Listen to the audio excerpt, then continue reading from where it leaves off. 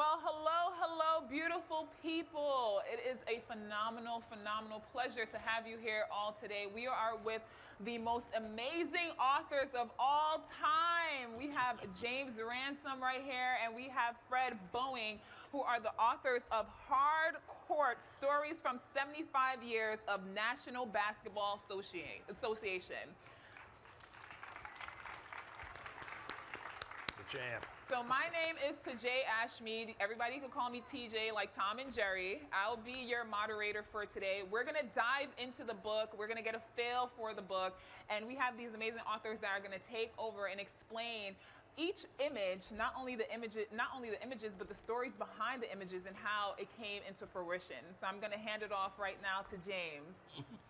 Well, thank you. It's really a pleasure to be here with you all, and thanks for coming out. It's great to see so many book lovers here today. So I am going to start off by showing you my a PowerPoint. We're going to start off and see if this works. And I think that's the cover, right? And then we go with, the first book that Fred and I did together was Gridiron, which is a history of football, which was an idea that I had to celebrate 100 years of NFL. And after completing that book, Fred came to me with Hard Court and asked me if I would be interested in illustrating that book. And so we have Hard Court today. We're teammates. Yes. That's the way you Absolutely. put it, I think. Absolutely. Yes. So you're going to read? We can start with maybe an image or two. Sure, I'll tell the story behind it. Absolutely. So these are the end papers, which is when you first open the book up, this is sort of a free place for the illustrator to do almost anything they want to do that's related to the book. And I chose to do this sort of montage, all these different scenes of basketball being played, which I really enjoyed doing this, working with the white space and all the graphic images. And then we have the title page. And of course, we have Michael Jordan on the title page. You got to have Michael Jordan. Absolutely. You absolutely have. It wouldn't have been a book without Michael Jordan. No, Okay. you can't have basketball. Yeah. And just that iconic image of him above the rim is so cool. Anybody here seen Space Jam? Yeah. All right, there we go. There we go. Absolutely. So yes, so you can sort of tell the era that we're from because he is one of our favorite players, and we had to have this sort of center around him. And unfortunately, Kobe passed away when we was just starting to work on this book. And so I dedicated the book to him, and I have this image of him with a butterfly, which represents his daughter. Wow, that's beautiful. And of course, then we have this is all about getting points and that ball going through that net. I want to show the power of that. It's something very romantic to me about the fact that when a ball goes through a net, the way it moves and swishes. And so I just want to capture that moment for in time. Well, one of the things that's so great when you write the book and then you send it off and then the images come back. And it's James has been so wonderful about certain things where I don't really think about the world in images. I think about it in words, but then something like this shows up and you say, oh, that looks so great. It's exactly what, it kind of captures that moment when the ball goes through the hoop. That split second, that buzzer beater, those moments in the game, those significant wins. Yeah, absolutely. And so one of the earliest parts of the book, we talk about the Harlem Globetrotters, which is the team that I loved and wanted to be when I was a kid. I wanted to be a Globetrotter, all those tricks and things, but Meadowlark Lemon and Curly and all those guys, and a cartoon that was on television. I just loved it, just absolutely loved it. So I was happy when I read this in the book about the Globetrotters. Well, and one of the things that a lot of people don't know is, by the way, any of the kids ever seen the Harlem Globetrotters? All right, great. And you know that they do all these funny things on the court, and they're funny, but when they started off, they were real basketball players. That team was a terrific team and won a world's championship in the 1930s before the NBA. So they were really, real basketball players, and the only reason they came up with the funny stuff was they were beating the other teams by so much that they had to do something to keep it interesting. Do you feel like this came into a play when it came to the street ball era of things? Yeah, I mean, I think they were inventive about the game, and one of the things that's been interesting about basketball is that it first started off, excuse me, with just, you pass the ball around and somebody would toss it up. They didn't even have dribbling at the beginning. Yeah. The players made up dribbling. The players came up with all the moves. And so it's a real players game. And if you like basketball, maybe you come up with a move that nobody else had. I was going to add to that. It brought on the curiosity for the players and the creativeness, and that just goes to you all to continue to be curious in everything that you do and continue to be creative in everything that you do as well, because you can see it can formulate your own type of vision and mission to move forward. Yes, that's beautiful. Absolutely, absolutely, yeah. I love that. Whoops. Uh-oh. There we go. Phew. Whoops. Here we go. Well, let's actually go back I'm to... trying to go back, yeah. Come on. Come on, be good. Who loves technology? Well, I actually... start off Well, from why don't there? we go with Wilt here? Okay, all right. One of the most amazing things that ever happened in the history of the NBA was this guy, Wilt Chamberlain, scored 100 points in a game. Nobody has ever even come close since. I think the closest was Kobe with 81, and he had a three-point shot. But it happened in 1962 in Hershey, Pennsylvania. Wow. In a small gym, and there was one photographer at the game. That the NBA was not a big deal at that time, but Wilt was a big deal. He was 7'1", 275 pounds, and nobody could stop him. And that night, they really couldn't stop him. He got 100 points, and one of the things they think helped him out was because the rims were a little loose in Hershey because they had a circus come through the week before, and the clowns were hanging on the rims. And so the rims were a little loose, so maybe a few shots went in that wouldn't have normally gone in. So. Next slide. Okay. You got to talk about that one. Yes. I still want to try to go backwards. I want to talk about Bill Russell. I can't. Oh. That's what we missed. Yeah, Bill Russell. Can We you had, go back to the yeah, Bill Russell? Yeah. Let's see, go. Right there. Yeah, there. right there. Okay, Yes, there we yes. go. There we go. Thank you so Thank much. you. Yes. Thank yes, you. Yes. The Bill Russell, a lot of people say, oh, well, Michael Jordan's the greatest player of all time. Michael Jordan won 6 NBA titles. Bill Russell won 11. Yeah. That means he had more rings than he had fingers to put them on. And I tell the story in the book about how the Celtics got Bill Russell, which was they had the 7th pick in the draft, and they knew he wouldn't last until then.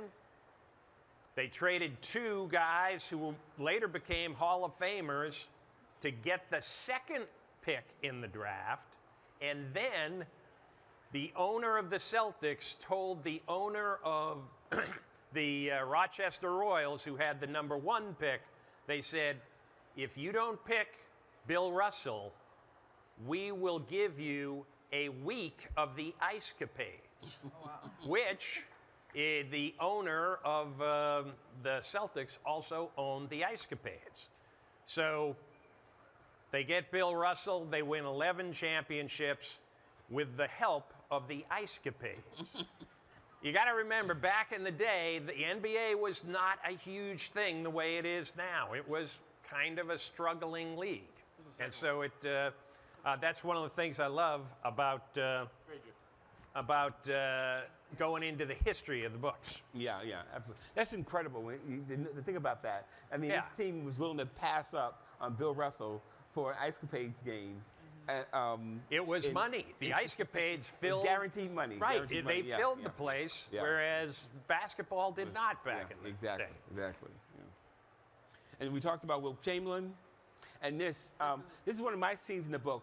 There are probably 3 chapters about the Celtics and the Lakers, and Of course, I was a Who's Celtics that? fan. Okay. and of course, when you come to the Celtics Lakers, you have to talk about Magic and Bird. My wife is a big a fan of Larry Bird because she's a Celtics fan, also grew up in Boston. But that competition between those two and those two teams really is an important part of the history of basketball. So this is one of the first pages where we actually see a magician and a bird, which symbolize Magic and Bird. And of course, you're going to see them throughout, but I thought it would be great to show something that wasn't really an image of the two of them, rather than repeating images of the two of them over and over again. So we have them competing throughout the book. And this is another shot where we can see them, these two competitors who dominated the sport of basketball, probably, for 10 years? For 10 years. Yeah. During the 1980s, either the Celtics or the Lakers were in the finals every year. Many years they played against each other. Yeah. Fantastic. And one of the great things you can do now is you can go on to YouTube and search out some of the games from the 1980s. When people say, young people say, oh, I've heard about this guy, Larry Bird. How good was he? You can look up like the best plays by Larry Bird, the best by Magic Johnson. You can see Kareem Abdul-Jabbar do his sky hook, which was unstoppable. Yeah. And so it's such a wonderful, and one of the great things about doing a book like this is my wife would come down into my office in the basement of our house, and I'd be watching a basketball game, and she'd say, Bo, what are you doing? And I'd say, I'm working. I'm watching basketball. I'm working. I really am. But it's fun. Yeah. So, and other pages from the book on that competition, and they actually combined to make the most wins. Both teams have 17 championships, 75 years, so half of the championships have been won by two teams. They've always had great teams. Wow. Bill Russell was a hard factor in that one for the. Oh yeah. Well, Yes, you absolutely. win Yeah. 11 out of 13. Yeah. That's a big deal. Yeah. And of course, we go back to always the king, Michael Jordan. Well, yeah, he's well here. Oh, there we go. Well, there's the question, all right, that comes up all the time, and that is, if you go back, who's the best player, best all-around player in basketball? People will ask, and a lot of people go for Michael Jordan, and then a lot of people say, oh, well, this guy LeBron James is pretty good too, but. They're both tremendous players, and I think one of the stories I tell in the book is that Michael Jordan, after his first year in the NBA, averaged 28 points a game and was Rookie of the Year.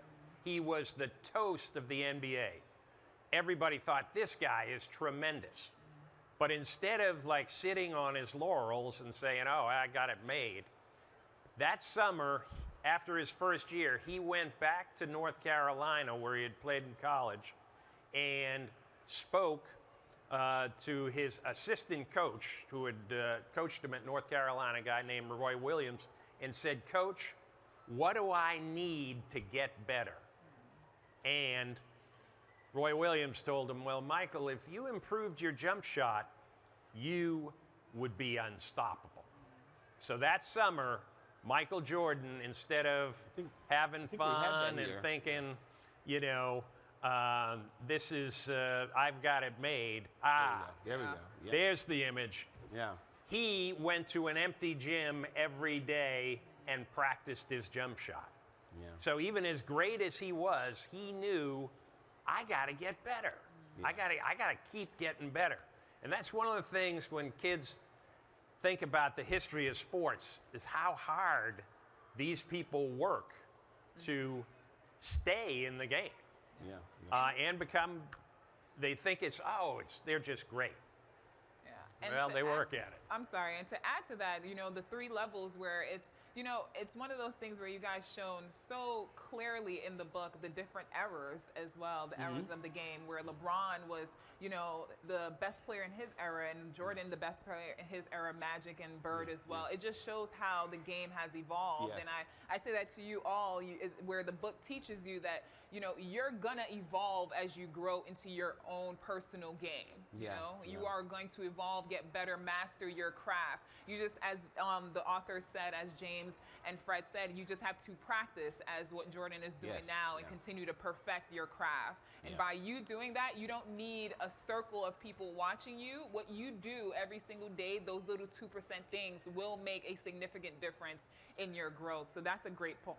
Great point. Well, whenever I see this image, and when I first saw it, and by the way, in the two books, Gridiron and Hardcourt, James created something like 150 different images. So the illustrators worked pretty hard too. In a very short amount of time, also. Right. But when I saw this, the phrase that went into my mind was the lonely pursuit of excellence. Oh, wow. In other words, this is what you see is sometimes somebody has to work very hard, and lots of times by themselves, to become really good. You know, right? Yeah. There's Yeah, DJ a knows. basketball player. There's going to be days where you don't want to get up and actually go do it, but you are, it kind of goes back to the saying, what you do behind the closed doors of the gym or the classroom, or when your mom and your dad are telling you to do those extra little multiplications, you know, it definitely shows up on the test. So it just continues to show you to continue to move with strong intention towards what it is that you want to do. So this is a great image of that. Yeah, I love that. it's my favorite. Of the 150 images James has done, this is my absolute favorite. Really? It's a Wow. beautiful. Thanks a lot. Well, first of all, it's a beautiful painting. Yeah, it's like an old school, high school Yeah. gym. It's got. Look at the light coming off the floor. It just. I kind of get goosebumps every time I look at it. This is all led by the text that you write, so you know. Well, you just sort of set me up for these type of things, which I really enjoy. Yeah, I did, didn't I? Yeah, Another right. thing before you leave, I take from this is like, it doesn't matter where you start. It matters where you're going. I mean, you look at this image, you're seeing Jordan in a gym where the gym is not the Lakers gym. It's not a fancy gym. It literally is possibly a home gym where he's at. All he needed was the basketball and the rim and the net to really, you know, kind of achieve where he was going with that. And that's exactly what I wanted to portray. I wanted to show that it doesn't have to be fancy. It doesn't have to have all these extra things to it. It can be this simple gym in the middle of anywhere, small town USA or big city USA. But it's, you know, just the practice, that time of putting in that bounce, shoot, bounce, shoot, and getting that down and understanding how that works. Yes. Yeah. Well, it was funny at the end of the book. I said, it's a simple game. Maybe the game is so popular because it's so simple. All you need is a ball, a basket, a decent pair of shoes, and the desire to be the best you can be. Yes. And that's, beautiful. you know, that image that's him doing that. Yes. That's beautiful. Yeah. And here we're talking about the three-pointer, which you There brought he- up, and I've, you know, and there's lots of conversations about how three-pointer has changed the game. Wait, Well, wow. Wait, Fred really before we go into, I want to ask, who plays basketball here? Anybody plays basketball? Who's a three-point shooter in here? We got some three-point shooters? Okay. Over there we They're have a little, some back over little there. young. Yeah. Well, one of the things that's interesting, two rules, and there are chapters in the book about them. One was the 24-second clock, which changed pro basketball and made it faster and more exciting and really saved the game way back in the 1950s. And then the three-point shot, which has made the game more exciting and more high-scoring. And, of course, if you're going to get 3 points beyond that arc, people start to practice three-pointers more. And, of course, there are now just players who, they seem like they can, it's money in the bank from 35 feet. Yeah. That's so true. Now, we're going to leave time for questions, right? Yes, I think that's so it. I think, Yeah, that's it. Yeah, So Oh, that's it. yeah.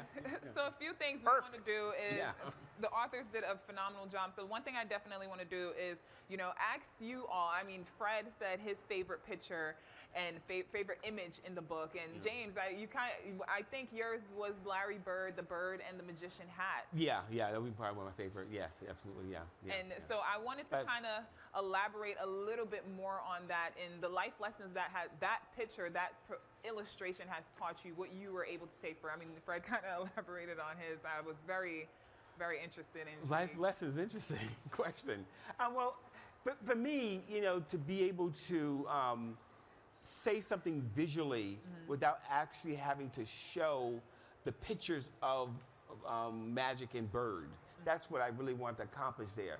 I know something about magic, a magician, and a bird. They sort of work together, and so I start off with sketches. How could I do that? How could I say, bring these two elements together, and talk about how important they were to basketball without literally showing them again.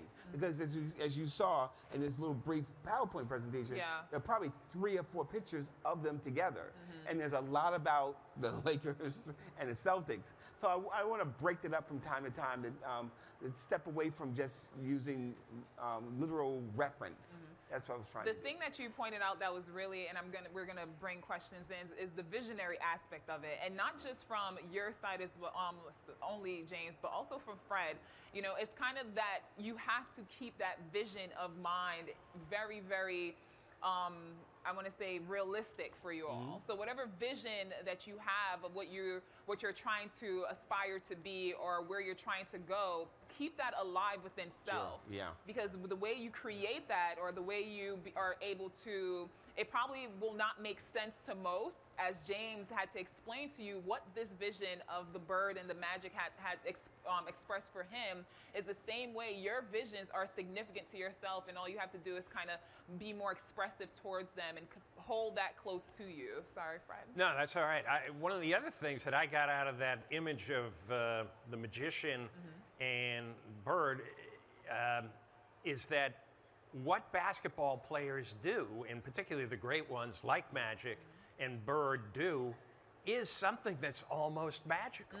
Wow. I mean, it's a, you watch sometimes, and whoa, he just did what? Yeah. There are some of the highlights of Bird. There are several times he just bounces the ball between somebody's, the defender's legs right to Robert Parrish, right. How can he even see it? In some ways, the greatest players have this almost magical quality, which I think that image also conveys. Yeah. Love that. So we're going to open the floor to questions. I know you guys have a lot of questions. Parents, you too. The room for questions is And open. I think you got to go to the microphones. We have to head over here on the left side and on the right side as well for questions. I think you got to hold that guy up. All right, go ahead. First question. First, say your name. I went to a Globetrotters game with my grandma and grandpa, and my dad was away with him. I didn't get their name, I think. I didn't quite get the question. Could Dad say the question quick?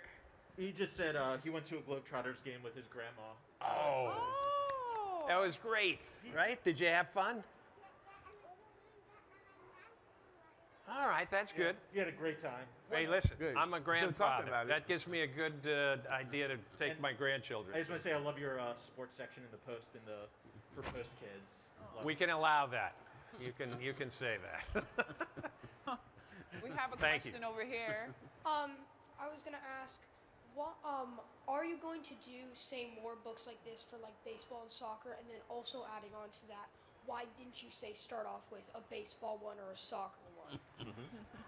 Well, Were you just more Good inspired question. by baseball, Well- not by baseball, by basketball and football? well, yes, football. I'm a big football fan. So of course, the first book was about football. That's when I approached Fred about doing this book, and we're trying to do a baseball book, but we got. I've we got a- actually written the baseball book during the pandemic, but the people who did this book didn't want to do, or the publisher who did this one didn't want to do it. So I might have to find another publisher for it. Yeah. I'd love James to do anything anything I write about, I'd love to have work with James. But also, he knows exactly what I'm going to say. Yeah. There's a hockey book that I'm trying to get him to do, Right. but he's not interested in doing the hockey See, book. one of the things when you work, when you collaborate with an artist is that sometimes the interests, in other words, it's been great that the fact that James, when he said, "Oh, I'd love to do a history of the NFL," I said, "Oh yeah, that's great." And then I came to him and I said, "Hey, we could do an NBA. Oh, I love the Globetrotters. I thought that was great." Hockey, I kind of like, maybe I'm not. Hockey's real a big. great sport, Fred. No. I have a question If you for if you write him, we'll yeah. Right. put pressure on him. Put pressure on pressure him. Do you play baseball? I play baseball. And Yeah. Good. My son's the head It all makes baseball sense. coach at UMBC. If you become good enough, he will find you. Wow. Question. That was a good one. That was a good question. What was that? So, All right, next one. how did basketball exist? Ooh. Oh, there's actually a chapter in the book about how the game was invented. And the game was actually invented in Springfield, Massachusetts, December 1891 by a guy named James Naismith. And he was told by his bosses, he was only 30 years old, and he was basically a phys ed gym teacher. And he had a lot of 18 boys in a gym class who were very restless, and they were kind of starting to get into fights and things. And so his bosses said, "You got to come up with a game that we can play inside where that keeps them busy and they don't break their bones or break things in the gym." And so he came up with the original 13 rules of basketball. And they put it wasn't a net back then, it was a peach basket. And the boy, and once he started the games, he said, "I never had any trouble with the class ever again." They loved the game. And the first game had 9 to a side. And they tried to throw a soccer ball into a peach basket. And they played they played games. And then eventually the game started to change, dribbling. The players could move around more, foul shots, lots of things. The game changed a lot, but that's where it came from. Good question. So my question to add to that, you in your slideshow, the first slide that you showed was significant moments. I'm assuming a collage of different moments in the game. Yeah. So I want to get from James and Fred their significant moment of the game. What was a moment that it was just the epitome of when the game was just a wow factor for you? A championship game, a player moment. What was that moment for you, want it? James? I'll say, well, as a kid growing up, the hook that Kareem had just was amazing. That's that hook. And I really tried to get it into the book, but I couldn't. It would just look too obvious if I did that. But I would say, watching Michael Jordan, there was a game, I can't remember who they were playing against, and he just basically took over the game. And it's really Michael just playing against, 5 other people, and just how he just was determined to score again and again and again and again. And that really left a big impression on me about Michael Jordan.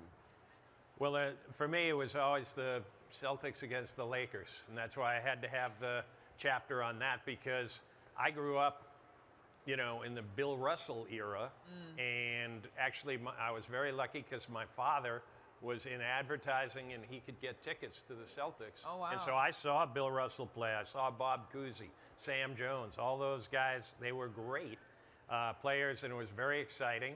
And I continued to watch, and probably in the 80s, the epitome for me was when the Lakers were up against the Celtics. I just wouldn't miss any of those games. So we have one last question. One last question. Okay. Time for one more. So Okay, yes, please. Hi, my name is Dylan, and some people don't believe that Will Chamberlain actually scored 100 points because they said that the TV cut out in a little bit, and then when it came back on, he had 100 points. That is what we call an urban myth. No. I mean, it was, they had reporters there. They didn't have any TV. You may be thinking this was that during the 1958 football championship between New York and Baltimore, often called the greatest football game ever played, the television connection, actually somebody stumbled over it and the game went black for like a minute or something. Yeah. But no, Wilt scored all 100 points. Wilt averaged 50 points one season. And the other thing is that he was just an unbelievable athlete. And so, yeah, read the chapter on Wilt. You might become a believer. I was gonna say, are you a believer, or do you feel like that when the camera went off, those points just came? Which one do you believe?